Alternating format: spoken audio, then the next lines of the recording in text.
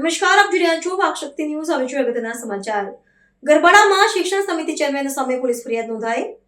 મહિલા સભ્યના પતિને ફોન પર અપશબ્દો જાનથી મારી નાખવાની ધમકીનો આરોપ લગાવાયો. દાહોદ જિલ્લાના ગરબાડા તાલુકામાં જિલ્લા શિક્ષણ સમિતિના ચેરમેન કમલેશ માવી સામે પોલીસ ફરિયાદ નોંધાઈ છે. તાલુકા પંચાયતના મહિલા સભ્યના પતિને અપશબ્દો બોલીને જાનથી મારી નાખવાની ધમકી આપવાનો આરોપ છે. આ મામલે ગરબાડા પોલીસે તપાસ હાથ ધરી છે.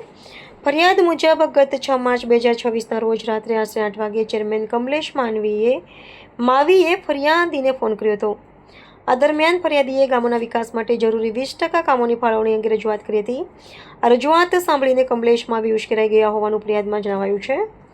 ફરિયાદ અનુસાર કમલેશ માવીએ ફરિયાદીને ફોન પર અપશબ્દનો પ્રયોગ કર્યો હતો અને 20% કામો તો સરપંચ કરે, તારે શું છે તેમ કહી અપમાનજનક રીતે વાત કરી હતી. તેમણે મહિલા સભ્ય અંગે અત્યંત અશોભનીય ટિપ્પણી કર્યાનો પણ આક્ષેપ છે.